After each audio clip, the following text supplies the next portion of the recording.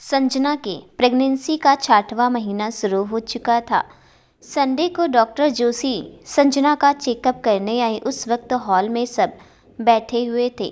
Doctor Joshi ने stethoscope Sanjana के पेट पर घुमाने लगी। उनके चेहरे पर एक मुस्कुराहट आ गई। संजना ने डॉक्टर जोशी से पूछा, क्या बात है डॉक्टर, आप इतना क्यों मुस्कुरा रही हैं? डॉक्टर ने कहा, बेबी की हार्ट बीट सुनाई दे रही है। विराज यह सुनकर एक झटके से सोफे से उठ गया और डॉक्टर जोशी के पास आकर कहा, क्या मैं भी सुन सकता हूँ डॉक्टर? डॉक्टर जोशी ने खुश होते हुए कहा, yes yes mister Viraj, you can. Doctor ने स्टेथोस्कोप विराज के दोनों कानों में लगाया और संजना के पेट पर घुमाने लगी। बच्चे के धड़कन की आवाज़ विराज को साफ सुनाई दे रही थी। वो एक बार संजना को देखता और एक बार उसके पेट को। संजना ने डॉक्टर जोशी से कहा, प्लीज़ डॉक्टर मुझे भी सुना दीजिए। डॉक्टर जोशी ने हंसते हुए कहा, बिल्कुल बिल्कुल संजना। डॉक्टर ने संजना को भी सुनाया तो संजना की आंखें भर आई। डॉक्टर जोशी ने विराज और संजना से कहा, मिस्टर एंड मिसेस आनंद, कल आपको मेरे क्लिनिक पर आना है। कल संजना का सोनोग्राफी होगी। कल फर्स्ट टाइम आप अपने बेबी को देख पाएंगे।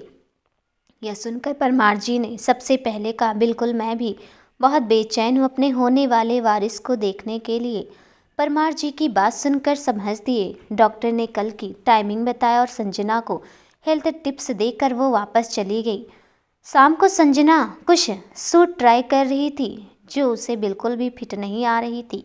प्रेगनेंसी के कारण उसका वेट बढ़ जाने के कारण उसको कोई भी ड्रेस फिट नहीं आती थी, जिसके कारण वो परेशान हो गई थी।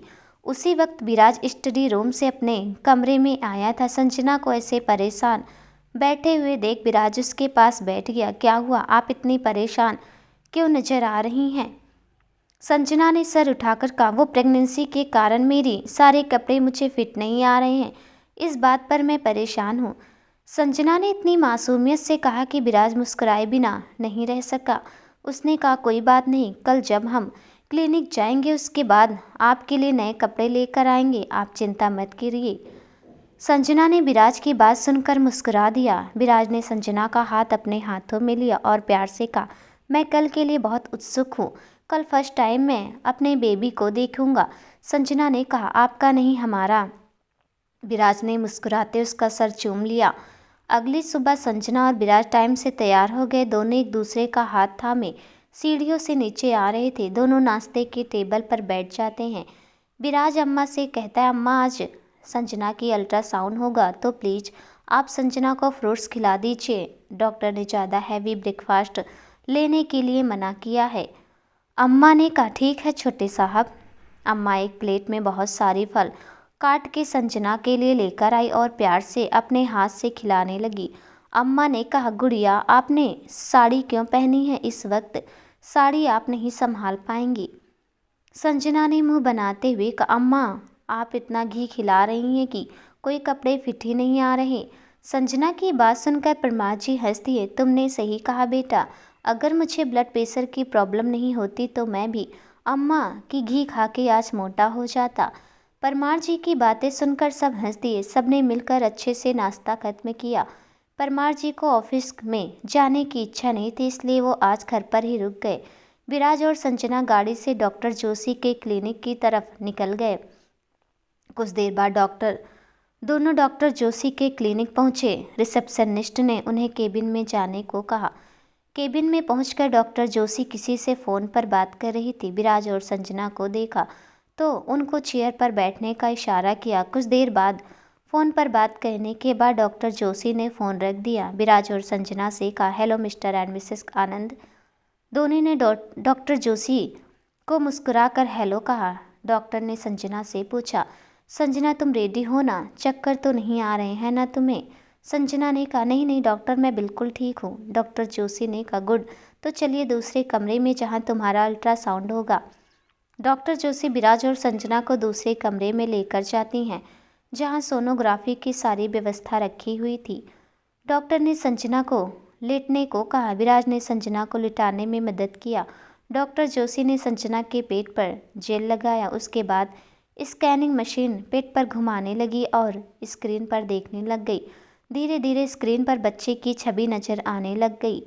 डॉक्टर जोशी स्कैनिंग मशीन को पेट के आसपास बीच में घुमाने लग गई, जिससे बच्चे की छवि स्क्रीन पर अब क्लियर नजर आने लग गई। डॉक्टर जोशी ने मुस्कुराकर विराज से कहा, मिस्टर विराज, स्क्रीन पर अपने होने वाले बच्चे को देखिए। विराज, जो अभी तक संजना को देख रहा था, डॉक्टर की आवाज़ से उसकी तंद्रा टूटी। उसने स्क्रीन पर अपने होने वाले बच्चे को देखा तो आंखों से आंसू आकर गालों पर लुढ़क गए। उसे अभी भी विश्वास नहीं हो रहा था कि वो जल्द ही बाप बनने वाला है। संजना ने अपना सर उठाकर अपने बच्चे को देखा तो उसके मन में भी गुदगुदी होने लग गई। विराज ने स्क्रीन पर नजर रखे ही धीरे से संजना का हाथ थाम लिया। संजना का ध्यान स्क्रीन पर था तो विराज के इस हरकत से उसे पता ही नहीं चला। बच्चे को देखने के बाद डॉक्टर जोशी ने स्कैनिंग मशीन संजना के पेट से हटाया और कहा, सोनोग्राफी हो गई है मिस्टर विराज, आप दोनों केबिन में जाइए, मैं रिपोर्ट्स लेकर आती हूँ। विराज ने हाँ में सिर हिला दिया। विराज हाथ पकड़कर संजना को डॉक्टर के केबिन पर लेकर जाता है। दोनों चेयर पर बैठकर अपने रिपोर्ट्स का वेट करते हैं।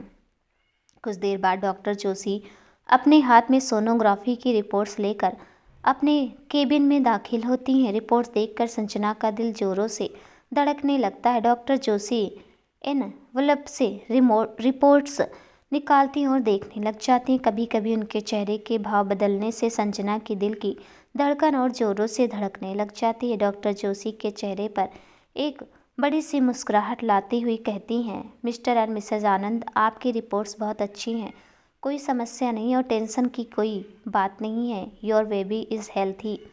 यह सुनकर विराज और संजना दोनों मुस्कुरा देते हैं।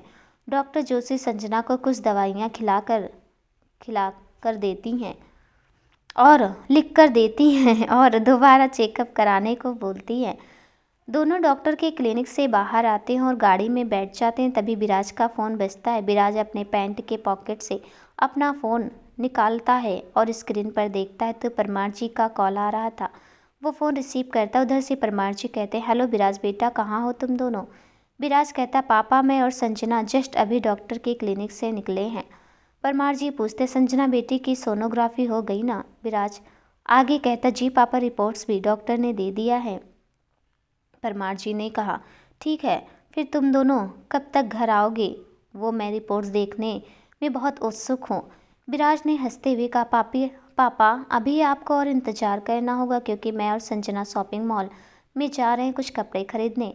परमार जी ने कहा, ठीक है, फिर तुम दोनों आराम से आओ। विराज फ़ोन रख देता और गाड़ी मॉल की तरफ घुमा देता। संजना हाथ में रिपोर्ट्स पकड़े खिड़की के बाहर देखती है। विराज ने संजना से पूछा, संजना एक बात कहूँ? संजना ने खिड़की से नज़र हटाते हुए विराज की तरफ देखते हुए कहती है, विराज ने मुस्कुराकर कहा, बेबी गर्ल है। संजना विराज की बात सुनकर हैरान हो जाती है और कहती है, आप कैसे कह सकते हैं? विराज ने कहा, क्योंकि उसकी हरकतें बिल्कुल मेरी तरह मैच खाती। संजना विराज की बात पर हंसती है। थोड़ी देर बाद दोनों मॉल पहुंचे। विराज ने संजना से कहा, चलो उस साइड लेडीज़ सेक्शन है। दोनों लेडीज़ सेक्शन पहुंचते हैं। एक लड़की दोनों के पास आती है और मुस्कुरा कर कहती, यस, आपको क्या चाहिए? संजना ने कहा, जी आप मुझे मटेरियनिटी ड्रेस दिखाइए। उस लड़की ने अपने पीछे आने का इशारा किया। सेल्फ से बहुत सारी ड्रेस निकालती है और एक एक करके खोल के दिखाने लग जाती है। विराज संजना से कहता, संजना तुम प्लीज़ ड्रेस देखो, मैं बस अभी आया।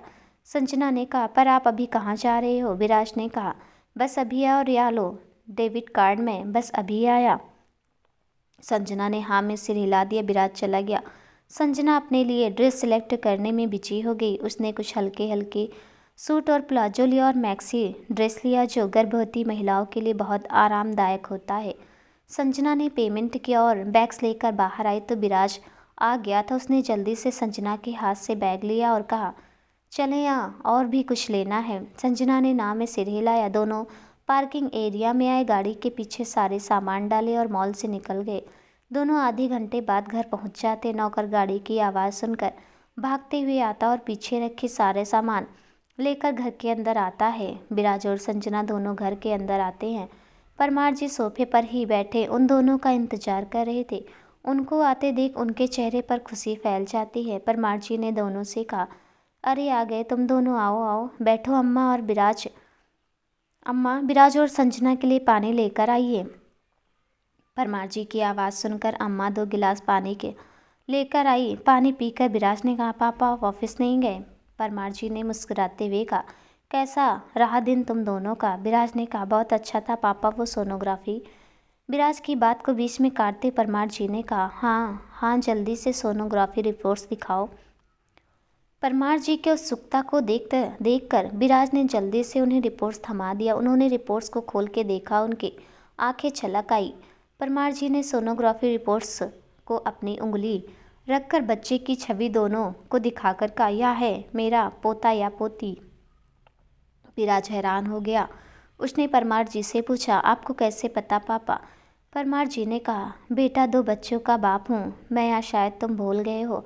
जब तेरी सोनोग्राफी हुई थी तो मैं भी पहले नहीं समझ पाया, पर जब तेरी माँ ने मुझे बताया तब जाके समझ आया। जब तेरी बहन हुई थी तब मैंने ठीक बताया, जो आज तक नहीं भूला।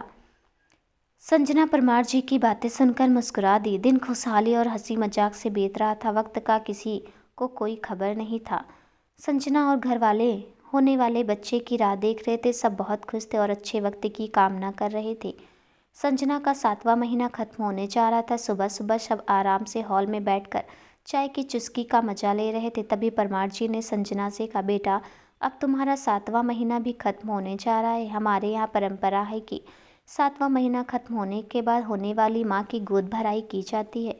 और कल समधन जी का भी फ़ोन आया था, वो तुम्हारे गोद भराई के मुहूर्त के बारे में पूछ रही थी। मैंने पंडित जी से पूछा तो वो परसों के शुभ मुहूर्त के बारे में बता रहे थे। तुम्हें तो कोई दिक्कत नहीं है ना बेटा? संजना ने मुस्कुराकर कहा, नहीं पापा, मुझे कोई प्रॉब्लम नहीं है। परमार जी ने कहा, फिर ठीक है, मैं आज से सारे मेहमानों को इनविटेशन कार्ड भेजूंगा। 2 दिन तक घर में तैयारी चलती रही। पूरे घर को पिंक और ब्लू बैलून से सजाया गया था। हॉल में बीचों बीच एक लकड़ी का झूला रखा गया था। पूरे झूले को गेंदे के फूलों से सजाया गया था। दीवारों पर बेबी गर्ल और बेबी बॉय बैलून से लिखा हुआ था। संजना अपने कमरे में बैठी थी, साथ में अम्मा भी उसके साथ थी। तभी दरवाज़ा किसी ने खटखटाया। संजना ने अंदर आने को कहा। दरवाज़ा खोलकर परमार जी अंदर आए। उन्हें देखकर संजना खड़ी हो गई। परमार जी के हाथों में एक साड़ी और एक बॉक्स था। परमार जी ने वो दोनों चीज़ अम्मा को दी और संजना से कहा, संजना बेटा, आज तुम्हारे लिए बहुत बड़ा दिन है। या दिन सबसे ज़्यादा यादगार दिन रहेगा हम सबके लिए। ये साड़ी तुम्हारी सास के हैं। उसने भी अपने गोद भराई के दिन यह साड़ी पहनी थी। मैं चाहता हूँ कि तुम आज अपने गोद भराई में पहनो। और इस बॉक्स में कुछ गहने हैं, वो भी तुम्हारी सास के हैं। पहन के नीचे आ जाना बेटा, सब तुम्हारा इंतजार कर रहे हैं। संजना ने परमार जी का हाथ पकड़ लिया और कहा, शुक्रिया पापा यह सब करने के लिए। परमार जी ने उसके सर पर हाथ फेरते हुए कहा, यह सब मेरा कर्तव्य है बेटा, और तुम हमारी बहू नहीं बेटी हो। अम्मा ने कहा, आप चिंता मत कीजिए बड़े साहब, मैं गुड़िया को तैयार करके लाती हूँ। परमार जी कमरे से चले गए। अम्मा ने संजना को साड़ी पहनने में मदद किया और गहने पहनाया। दोबारा किसी ने दरवाज़ा खटखटाया। इस बार अम्मा ने अंदर आने की अनुमति दी। दरवाज़ा खोलकर कमरे में विराज आया। उसे देखकर संजना खड़ी हो गई। विराज ने अम्मा से कहा, अम्मा अगर आपका हो गया तो मुझे संजना से कुछ ज़रूरी बात करनी है, क्या मैं कर सकता हूँ? अम्मा ने कहा, जी जी, मैं भी चाहती हूँ छोटे साहब। अम्मा जल्दी से कमरे के बाहर चली गई। विराज ने उसे प्यार से देखकर कहा, संजना 2 महीने बाद हमारा बच्चा हमारे गोद में आने वाला है, उसके लिए बहुत बहुत शुक्रिया। मैं तुम्हें कुछ देना चाहता हूँ। विराज ने अपने कुर्ते के पॉकेट से एक लंबा सा बॉक्स निकालता है। वो संजना को बिस्तर पर बिठाता और उसे वो बॉक्स देता है। संजना उस बॉक्स को खोलती है। उस बॉक्स में एक सुंदर सोने की पायल थी। संजना ने मुस्कुरा के विराज से पूछा, ये पायल? विराज ने कहा, हाँ, जब मॉल गया था तब मैंने देखा था और उस वक्त खरीद लिया था। मैं किसी अच्छे मौके की तलाश कर रहा था और आज से बेहतर मौका कुछ हो ही नहीं सकता। संजना ने पायल को देखते हुए कहा, बहुत खूबसूरत है। विराज ने कहा, मैं पहना दूँ? संजना ने हाँ में सिर हिलाया। विराज ने वो पायल लिया और संजना के पैरों में पहना दिया। संजना के गोरे पैरों पर सोने की पायल बहुत चमक रही थी। अम्मा ने दरवाज़ा खटखटा और अंदर आते हुए कहा, गुड़िया चलिए, गोद भराई की रस्म शुरू होने वाली है, बड़े साहब आपको बुला रहे हैं। विराज ने संजना को खड़ा किया। अम्मा ने संजना को सर तक घूंघट उठाया। विराज उसके कंधे पकड़कर आराम से सीढ़ियों से नीचे उतर रहा था। पीछे पीछे अम्मा चल रही थी। सब संजना को देख रहे थे। लाल बनारसी साड़ी में सोने के गहनों में बेहद खूबसूरत लग रही थी। अम्मा ने उसे झूले पर बिठा दिया। यह फंक्शन औरतों के लिए होता है तो ज़्यादातर औरतें ही थी। मर्द में सिर्फ विराज परमार और संजना के पापा और पंडित जी थे। परमार जी ने पहले पूजा सावित्री संजना की मां को करने दिया। सावित्री जी और संजना को अपने आंचल उनके सामने फैलाने को कहा। उन्होंने उसकी आंचल में एक नारियल और कुछ फल रखे। फिर कुमकुम और चावल से उसको तिलक किया गया और आरती उतारी। बारी बारी से सब औरतों ने उसके आंचल पर कुछ न कुछ उपहार रख के गए। सबने संजना को जी भर के आशीर्वाद दिया और स्वस्थ है बच्चे की कामना किया। फंक्शन में सबने मस्ती किया। किसी ने बेबी गर्ल कहा तो किसी ने बेबी बॉय। सबने संजना और विराज के साथ मिलकर ढेरों फोटोज लिया। खाना खाने के बाद सब मेहमान चले गए। संजना भी अपने कमरे में चली गई आराम करने। धीरे धीरे संजना का 8वां महीना भी खत्म हो गया था। अब संजना का 9वां महीना शुरू हो गया था। यह 9वां महीने की शुरुआत थी। सुबह को अम्मा ने मजदूरों से कहा जो बाहर से राशन की बोरी को अपने पेट के पीछे लांग कर ला रहे थे, अरे ध्यान से कोई बोरी गिरा न जाए। 2-3 मजदूर राशन के सामान को किचन में रख रहे थे। तभी एक बोरी नीचे से थोड़ी फटी हुई थी जिसमें से आटा निकलकर जमीन पर गिर गया, पर किसी का ध्यान नहीं गया। आटा फर्श पर गिरा हुआ था। उस वक्त संजना सीढ़ियों से नीचे उतर रही थी। ना उसने ध्यान नहीं ना ही था किसी ने। जैसे उसके कदम आटे पर पड़ी वो चीख कर फिसल गई। संजना की चीख सुनकर अम्मा दौड़ती हुई किचन से आई। जब उन्होंने संजना को दर्द से तड़पते हुए नीचे फर्श पर गिरा हुआ देखा तो उनकी सांसें अटक गई। वो दौड़ती हुई संजना के पास आई और उसे उठाने की कोशिश करने लगी, पर संजना दर्द से चीखी जा रही थी। दर्द के कारण वो उठ भी नहीं पा रही थी। अम्मा उसकी हालत देखकर बहुत घबरा गई। संजना की आवाज़ें सुनकर बाकी सारे नौकर भी हॉल में जमा हो गए। सब संजना को तड़पता हुआ देख नहीं पा रहे थे। अम्मा ने रोते हुए एक नौकर से कहा जल्दी फ़ोन लाओ और छोटे साहब को बुलाओ। एक नौकर भाग कर गया। संजना दर्द के कारण रोए जा रही थी। अपने पेट पर हाथ रखकर कहा अम्मा अम्मा मेरा बच्चा। अम्मा ने उसका सर अपने गोद में लिया और कहा नहीं गुड़िया, आपके बच्चे को कुछ नहीं होगा। भगवान का नाम लीजिए, सब ठीक होगा, सब्र रखिए, छोटे साहब आते ही होंगे। तभी नौकर ने अम्मा को फ़ोन दिया और कहा मैंने छोटे साहब को फ़ोन लगा दिया पर वो उठा नहीं रहे हैं। अम्मा ने उसके हाथ से फ़ोन लिया और दोबारा विराज को फ़ोन लगाया। या किस्मत कहो या भगवान की मर्जी, विराज उस वक्त ट्रैफिक में फंसा था। उसने देखा उसका फ़ोन घर से आ रहा है। उसने फ़ोन को उठाया और कहा हेलो। अम्मा ने ज़ोर से कहा छोटे साहब जल्दी से घर आ जाइए, गुड़िया गिर गई है जिसके कारण उनके पेट में बहुत दर्द शुरू हो गया, हमें जल्दी से उन्हें हॉस्पिटल ले जाना होगा। अम्मा की बात सुनकर विराज को बहुत तेज झटका लगा। उसके हाथ पैर कांपने लगे और कांपते आवाज़ में कहा अम्मा आप संजना का ध्यान रखिए, मैं जल्दी पहुंचता हूं। फ़ोन कट गया। विराज ने सामने देखा ट्रैफिक धीरे धीरे क्लियर हो रही थी। वो लगातार हॉर्न बजाया जा रहा था। उसके सर से पसीना लगातार बहे जा रहा था। वो बार बार अपने बच्चे और संजना के बारे में सोच रहा था। ट्रैफिक क्लियर होने के बाद उसने यू टर्न लिया और गाड़ी घर की तरफ मोड़ दिया। वहीं संजना अभी भी दर्द से तड़प रही थी। उसकी हालत अम्मा से देखी नहीं जा रही थी। वो मन ही मन भगवान को बुला रही थी। विराज गाड़ी बहुत तेज़ रफ्तार से चला रहा था। तभी उसके सामने एक सफ़ेद रंग की गाड़ी आई। विराज ने जल्दी से अपनी गाड़ी दूसरी ओर मोड़ी जिसके कारण गाड़ी डिवाइडर के साथ जाकर टक्कर लगी। विराज का सर स्टीयरिंग पर जाके लगा जिससे उसके सर से थोड़ा खून निकलने लगा। एक्सीडेंट जगह में सबकी भीड़ जमा हो गई। भीड़ को साइड करते हुए ट्रैफिक पुलिस जल्दी से आ गई और विराज के गाड़ी के शीशे को बचाने लगा। ओ हेलो मिस्टर, दरवाज़ा खोलो। विराज के सर पर चोट लगने से उसके सर पर दर्द उठना शुरू हो गया। ट्रैफिक पुलिस की आवाज़ से वो होश में आया। दरवाज़ा खोलकर अपना सर पकड़कर जैसे ही वो बाहर आया उसको देखकर ट्रैफिक पुलिस चौंक गया। उसने कहा अरे अब तो विराज आनंद है ना, आप ठीक है ना। विराज ने उस ट्रैफिक पुलिस से कहा प्लीज़ मुझे एक ऑटो या कार दिलवा दीजिए, मेरी वाइफ की हेल्थ ठीक नहीं है, उसे अर्जेंट हॉस्पिटल लेकर जाना होगा। ट्रैफिक पुलिस ने विराज से कहा अरे सर ऑटो रिक्शा से क्यों, मैं आपको जीप में आपके घर छोड़ देता हूँ। विराज ने ना में सिर हिलाते हुए कहा नहीं नहीं, आप प्लीज़ मेरे लिए एक ऑटो रिक्शा रुकवा दीजिए, मैं अपने आप चला जाऊँगा। ट्रैफिक पुलिस उसके सामने हार गए। वो भीड़ को साइड करते हुए विराज के साथ चलने लगा। पुलिस वाले ने एक ऑटो रिक्शा रुकवाया। विराज जल्दी से उसमें बैठा और अपने घर का पता दिया। उसे अपने चोट की कोई भी फिक्र नहीं थी, उसे तो इस वक्त अपने होने वाले बच्चे की फिक्र थी। उधर संजना दर्द से तड़प रही थी। दर्द के कारण धीरे धीरे वो बेहोश होने लग गई। अम्मा संजना की हालत देखकर बहुत डर गई। बार बार वो दरवाजे की तरफ देख रही थी। संजना की आंखें मूंदने लगी। अम्मा ने जल्दी से एक नौकर से पानी का गिलास मंगवाया। वो बार बार संजना के चेहरे पर पानी की छींटे मारने लगी ताकि वो बेहोश ना हो जाए। अम्मा ने उसके गाल थपथपाया और कहा, गुड़िया आप ऐसे बेहोश नहीं हो सकती, आपको होश में रहना बहुत ज़रूरी है। संजना दर्द में कुछ बोल नहीं पा रही थी। विराज बार बार ऑटो चालक को तेज चलाने के लिए बोल रहा था। आखिर में वो बुरा समय खत्म हो गया। ऑटो विराज के घर के सामने आकर रुकी। विराज के पास जितने भी पैसे थे सब उसने दे दिया। वो भागकर घर के अंदर गया। अंदर का नज़ारा देखकर उसके पैरों तले जमीन खिसक गई। संजना फर्श पर पड़ी थी। उसका सर अम्मा की गोद में था। अम्मा रो रो कर उसे उठाए जा रही थी। विराज की आंखों में आंसू लगातार बहे जा रहे थे। अम्मा ने जैसे ही विराज को देखा वो भागती उसके पास आ गई। छोटे साहब जल्दी चलिए, संजना बेटी दर्द के कारण बेहोश हो गई। विराज भागकर संजना के पास आया जो आधी बेहोश हो चुकी थी। उसने जल्दी से संजना को गोद में उठाया और जोर से चिल्लाकर ड्राइवर को गाड़ी निकालने को कहा।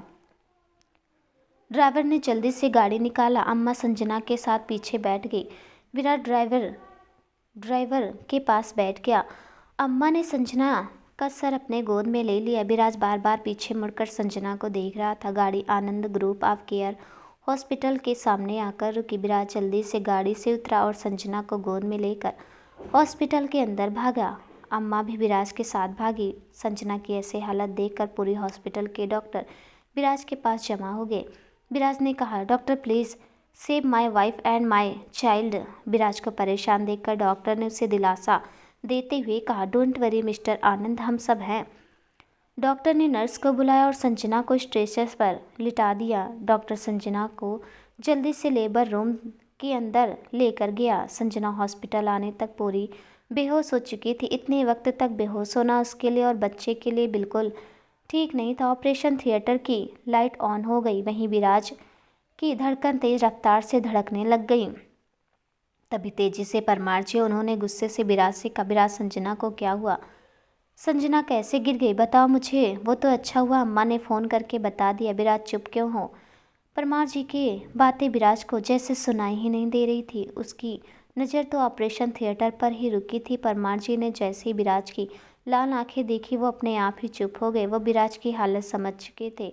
परमार जी ने उसे कंधे से पकड़कर पास में लगे चेयर पर बिठाया। विराज अभी भी दरवाजे को देख रहा था। उसकी आंखों से आंसू बहे जा रहे थे। परमार जी उसका सर और पीठ सहलाने लगे। अम्मा भी उनके पास ही बैठी थी। वो भगवान से सिर्फ संजना के ठीक होने की दुआ कर रही थी। 2.5 घंटे बाद ऑपरेशन थिएटर की लाइट ऑफ हुई। या देखकर तीनों खड़े हो गए। तभी गेट खुला। विराज आगे आया। डॉक्टर थिएटर से बाहर आए। तीनों के चेहरे पर घबराहट देखकर डॉक्टर मुस्कुराए और कहा, बधाई हो मिस्टर विराज आनंद, आप पापा बन गए। मिसेस आनंद ने एक सुंदर सी बेटी को जन्म दिया है। यह सुनकर सबके चेहरे पर मुस्कुराहट फैल गई। विराज ने डॉक्टर से पूछा, डॉक्टर संजना कैसी हैं? डॉक्टर ने मुस्कुराकर कहा, मिसेस आनंद पूरी तरह से फाइन है। अभी वह बेहोश है। होश आने पर आप उनके साथ मिल सकते हैं। विराज ने हकलाते हुए कहा, पूछा डॉक्टर मेरी बेटी? डॉक्टर कुछ कहता उससे पहले एक नर्स अपनी गोद में टॉवल से लपेटकर उसकी बेटी के लिए बाहर आई। नर्स ने मुस्कुराते विराज के गोद में अपनी बेटी को दिया। उसकी बेटी को दिया। विराज के हाथ कांपने लगे। उसके आंखों से खुशी के आंसू बहने लगे। अपनी बेटी को गोद में लेकर वो बता नहीं सकता था कि वो कितना खुश है। अपने आप को दुनिया का सबसे किस्मत वाला इंसान मान रहा था। वो बस अपनी बेटी को देखे जा रहा था जो दुनिया से बेखबर आराम से सोई हुई थी। परमार जी ने खुशी से कहा, अरे जरा मुझे भी अपनी पोती को अपने गोद में लेने दो। विराज ने ध्यान से परमार जी को गोद में दे दिया। उनके गोद में दे दिया। परमार जी ने अपनी पोती का सर चूम लिया और प्यार से कहा, मैं तुम्हारा दादू बेटा। पीछे से अम्मा ने कहा, और मैं आपकी अम्मा। यह सुनकर तीनों हंस दिए। परमार जी ने दोबारा विराज को उसके गोद में दिया। विराज मुस्कुराते हुए बस अपनी बेटी को देखे जा रहा था। दूध से सफ़ेद गुलाबी होठ और दोनों गाल गुलाब जामुन से भी ज़्यादा सॉफ्ट सोती हुई वो बिल्कुल डॉल की तरह लग रही थी। विराज ने धीरे से अपनी बेटी का सर चूम लिया और कहा, जल्दी घर आ जाओ, पापा आपका वेट कर रहे हैं। नर्स ने कहा, विराज, मिस्टर विराज दीजिए, अभी न्यूबॉर्न बेबी को माँ की सख्त ज़रूरत होती है, नहीं तो ये रोने लग जाएगी, दीजिए। विराज का बिल्कुल मन नहीं था कि वो अपनी बेटी को और देखना चाहता था, उसके साथ खेलना चाहता था। मन मारकर उसने नर्स को धीरे से उसके गोद में थमा दिया। नर्स ने उसे दोबारा अंदर लेकर चली गई। विराज उसे जाता हुआ देखता रहा। विराज अपनी बेटी को जाता हुआ देखता रहा। परमार जी ने उसके कंधे पर हाथ रखा और अपनी ओर करते हुए कहा, बेटा, हमें समधी और समधन जी को भी बता देना चाहिए। विराज ने अपना सिर हिला दिया। अम्मा ने कहा, बड़े साहब, गुड़िया तो हॉस्पिटल में रहेंगे कुछ दिन तक, तो मैं उनकी सामान और खाना लेकर आती हूँ। परमार जी ने कहा, हाँ, आप सारा सामान लेकर आए, मैं और विराज हॉस्पिटल में है। अम्मा घर चली गई। परमार जी ने संजना के माँ पापा को फ़ोन कर किया।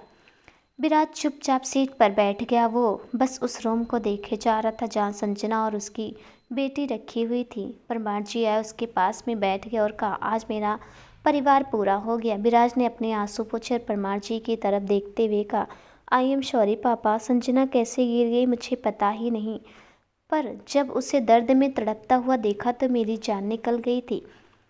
परमार जी ने प्यार से उसके सर पर हाथ फेरा और कहा, तुम्हारी गलती नहीं है बेटा, मैं समझ सकता हूँ तुम जिस परेशानी और दर्द में थे उससे मैं कई साल पहले गुजर चुका हूँ। जब तुम होने वाले थे तब मैं दिल्ली से बाहर गया था काम के लिए, पर तुम्हारी माँ बहुत बहादुर और निडर थी। अकेली ही दर्द लेकर वो हॉस्पिटल चली गई। जब मुझे खबर आई तो भागकर हॉस्पिटल में गया, तब तक तुम हो चुके थे। उस वक्त तुम्हारी माँ का दर्द मैं देख नहीं पाया, लेकिन जब तेरी बहन हुई तो वो दर्द देखकर मैं डर गया। बेटा, सिर्फ एक औरत के अंदर ही इतनी ताकत होती है कि वो एक बच्चे को जन्म दे पाए। उस दर्द को झेलना हम मर्द की बस की बात नहीं है। परमार जी और विराज और परमार जी बात ही कर रहे थे कि तब तक संजना के माता पिता भी आ गए। परमार और विराज उन्हें देखकर खड़े हो गए। संजना के पापा ने परमार जी से पूछा, भाई साहब, संजना कैसी है, वो ठीक है ना? बोलते बोलते उनका गला रुंध गया। परमार जी ने उनके कंधे पर हाथ रखा और दिलासा देते हुए कहा, संजना बिल्कुल ठीक है, बस अभी बेहोश है, होश में आने के बाद आप उनसे मिल सकते हैं। सावित्री जी ने कहा, संजना का बच्चा वो कहाँ है? परमार जी ने मुस्कुराते हुए कहा, मुबारक हो, आप दोनों नाना नानी बन गए। संजना के पापा के आंखों में आंसू आ गए। वो परमार जी के गले लग गए। सावित्री ने दोबारा कहा, आपको भी मुबारक हो, पर पहले याद तो बताइए मेरा पोता है कहाँ? विराज ने उनके हाथ पकड़कर कहा, पोता नहीं, माँ पोती हुई है। यह सुनकर सावित्री के चेहरे पर मुस्कान गायब हो गई। लड़की हुई है, पर मुझे लगा लड़का होगा। परमार जी ने कहा, अरे आज के ज़माने में क्या लड़की और क्या लड़का, आपको तो खुशी होनी चाहिए कि घर में लक्ष्मी ने कदम रखा है। तभी एक नर्स संजना के कमरे से बाहर निकली और कहा, एक्सक्यूज मी, पेशेंट को होश आ गया है, अब आप उनसे मिल सकते हैं। सब संजना के कमरे के अंदर जाते हैं जहां बेड पर संजना लेटी हुई है। वहीं पास में पालने में उसकी बेटी। संजना अपनी बेटी को ही देखे जा रही थी। सबको अंदर आते देख संजना जैसे उठने की कोशिश की, विराज ने उसे हाथ से रुकने का इशारा किया और आगे बढ़कर उसे उठा और सहारे के लिए पीछे तकिया लगा दिया। परमार जी ने संजना के सर पर हाथ फेरते हुए कहा, अब कैसी तबीयत है तुम्हारी बेटी? संजना ने हल्का मुस्कुराकर कहा, मैं अब ठीक हूँ पापा। संजना अपने पापा को देखकर बहुत खुश हुई। उसके पापा ने उसका हाथ पकड़ते हुए कहा, आज तूने मुझे ज़िंदगी की सबसे बड़ी खुशखबरी दी है, जिसके लिए मैं ज़िंदगी भर तेरा आभारी रहूँगा। संजना की आंखों में आंसू आ जाते हैं और कहती हैं, पापा आप भी? संजना के पापा ने खुश होते हुए कहा, अरे जरा मुझे अपनी नन्ही सी परी को देखने दो। उन्होंने पालने के पास देखा तो उनकी नन्ही सी परी उन्हें ही देख रही थी। उन्होंने उसे गोद में लिया और कहा, आओ, कितनी प्यारी है, यह बिल्कुल संजना पर गई है। तभी संजना की बेटी ने अपने नाना के ऊपर शूशू कर दिया। रवि जी, संजना के पापा ने मुंह बनाते हुए कहा, अरे अभी से अपने नाना के साथ बदमाशी करना शुरू कर दिया। संजना की बेटी की हरकत देखकर परमार जी और विराज सब हंसने लग गए, सिवाय सावित्री को छोड़कर। तभी अम्मा आई और कहा, अरे किस बात की हंसी आ रही है, जरा हमें भी बताइए। परमार जी ने हंसते हुए कहा, अरे हमारी लाडली बहुत बदमाश निकली, आते ही सबके साथ मस्ती करना शुरू कर दिया। अम्मा ने सामानों को एक साइड में रखा और संजना के पास आकर कहा, गुड़िया हमें माफ़ कर दीजिए, हमने आपका ठीक से ख्याल नहीं रख पाए।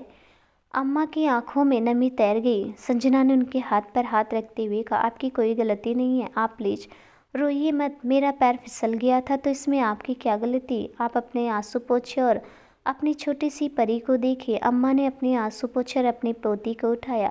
उनके आंखों में आंसू आ गए। उन्होंने दोबारा पालने में उसे ध्यान से सुला दिया। परमार जी ने कहा, हम सबको अपने घर चलना चाहिए, सब वैसे भी बहुत थक गए हैं, फ्रेश होकर दोबारा आ जाएंगे। विराज ने कहा, नहीं पापा, आप सबको आराम करने की बहुत ज़रूरत है। आप सब घर चाहिए, मैं आज रात यहीं रुकता हूँ। परमार जी ने कहा, पर बेटा तुम भी फ्रेश होकर दोबारा आ जाओ। विराज ने कहा, नहीं पापा, मैं यहाँ ठीक हूँ, बस आप नौकर के हाथ से मेरे कपड़े खाना भिजवा दीजिए, मैं यहीं फ्रेश हो जाऊँगा। परमार जी और बाकी सब घर के लिए निकल गए। संजना भी खाना खाई और सो गई। थकान के कारण उसे जल्दी ही नींद आ गई। नौकर विराज को सामान देकर चला गया। विराज फिर फ्रेश होकर जैसे ही आया, उसने देखा उसकी नन्ही सी परी अभी भी जाग रही है। विराज ने उसे ध्यान से अपनी गोद में उठाया। अपनी बड़ी बड़ी आंखों से टुकुर टुकुर वो विराज को देखने लग गई।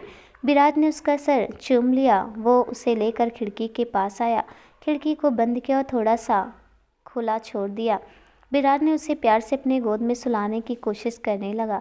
खिड़की से आती ठंडी हवा उसकी बेटी पर पड़ रही थी, जिससे वो धीरे धीरे नींद के आगोश में चली गई। विराज उसे बस एकटक देखते रहा। जब वो सो गई तो धीरे से उसे पालने पर लिटा दिया। विराज भी पास में लगे सोफे पर लेट गया। संजना 1 हफ्ते तक हॉस्पिटल में रही। दिन में अम्मा या सावित्री जी होते थे और रात में विराज। 1 हफ्ते बाद संजना को हॉस्पिटल से छुट्टी मिल गई। संजना अपना सामान समेट कर नौकर को पकड़ा देती है। तभी विराज अंदर आता और नौकर को बाहर जाने का इशारा करता है। विराज ने संजना से कहा, संजना तुम तैयार होना, क्योंकि हॉस्पिटल के बाहर बहुत सारे मीडिया वाले खड़े हैं बच्चे की एक झलक देखने के लिए। संजना ने कहा, ठीक है। विराज ने अपने बेटी को पालने से उठा और पुचकारते हुए कहा, आज हम सब घर चलेंगे, दादू नानू नानी आपका वेट कर रहे हैं। यह सुनकर नन्ही सी परी अपने हाथ पैर हिलाना शुरू कर दिया और मुस्कुराया, जिससे विराज हंसने लग गया। विराज ने उसे गोद में लिया। तीनों हॉस्पिटल से जैसे ही बाहर आए, भीड़ देखकर संजना सहम गई।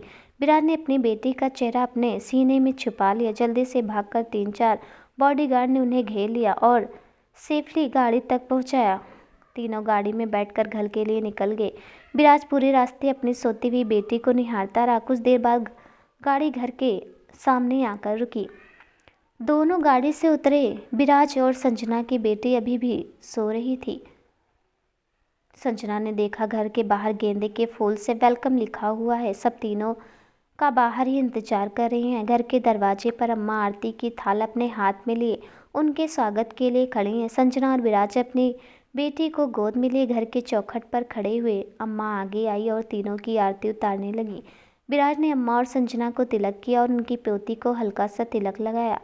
विराज और संजना ने एक एक करके सबका आशीर्वाद लिया। परमार जी ने दोनों को आशीर्वाद देते हुए कहा, जीते रहो, खुश रहो और दोनों एक दूसरे के बीच में हमेशा साथ बना रहे। अरे जरा मेरी गुड़िया को तो दो मुझे। विराज ने ध्यान से परमार जी को दिया। शोर से वो कब का जाग चुकी थी और अब अपने बड़े बड़े आंखों से परमार जी को देख रही थी। परमार जी ने हंसते हुए कहा, अरे देखो तो अपने दादू को कैसे घूर रही है। रवि जी ने हंसते हुए कहा, अरे जरा मुझे भी तो दीजिए। रवि जी की गोद में आते वो खिलखिलाकर हंसने लगी, जिससे सब हंसने लगे। रवि जी ने सावित्री से कहा, सावित्री तुम भी लो हमारी पोती को। सावित्री जी ने बेमन से उसे गोद में लिया। जैसे ही वो सावित्री की गोद में गई, अचानक से रोने लग गई। सावित्री एकदम से डर गई। संजना ने अपनी माँ से कहा, माँ मुझे दे दीजिए, इसने सुबह से दूध नहीं पिया, इसलिए शायद इसे भूख लगी। सावित्री जी ने संजना की गोद में दे देती हैं। संजना की गोदी में आती वो चुप हो जाती है। सब घर के अंदर आ जाते हैं। परमार जी संजना और विराज से कहते हैं, बेटा भगवान का आशीर्वाद ले लो। संजना और विराज अपनी बेटी को साथ मिलकर भगवान का आशीर्वाद लिया। संजना अपनी बेटी को ऊपर कमरे में लेकर जाती है। उसके पीछे अम्मा भी जाती है। बाकी सब नीचे बैठ जाते हैं। परमार जी विराज से कहते हैं, बेटा 2 दिन बाद हमारी पोती का नामकरण है। पंडित जी ने 2 दिन बाद का शुभ मुहूर्त निकाला है। विराज ने कहा, ठीक है पापा, आज से ही सब तैयारी शुरू कर देंगे। जब से संजना और विराज की बेटी आई है, किसी का भी मन नहीं लग रहा था काम पर। परमार जी ने ऑफिस जाना छोड़ दिया। और दिन भर वो अपने पोती के साथ खेलते रहते। अम्मा भी उसे दिन भर पुचकारती। विराज भी शाम को जल्दी ऑफिस से आ जाता और सारा टाइम अपने बेटे के साथ बिताता। 2 दिन हंसते खेलते हुए निकल गए। वो दिन भी आ गया जब विराज और संजना की बेटी का नामकरण है। संजना ने पिंक बनारसी साड़ी पहनी और विराज ने गोल्डन कलर का सूट और पजामा, और अपनी बेटी को उन्होंने पिंक ग्रीन कलर कॉम्बिनेशन का लहंगा चोली पहनाया। पंडित जी ने हवन शुरू किया और हवन करने के बाद कहा, अब आप अपनी बेटी का नामकरण कर सकते हैं और नाम सबसे पहले अपनी बेटी के कान में कहेंगे। संजना ने मुस्कुराते हुए कहा, पापा यह हक आपका है, आप अपनी पोती का नाम रखिए। विराज ने संजना का साथ देते हुए कहा, हाँ पापा आप ही नाम रखिए। परमार जी ने अपनी पोती का नाम पहले उसके कान में कहा।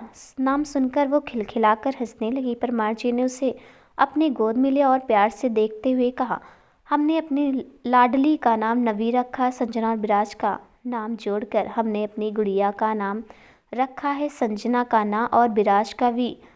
यह सुनकर सबके चेहरे पर मुस्कुराहट आ जाती है। संजना और विराज एक दूसरे को मुस्कुराते हुए देखते हैं।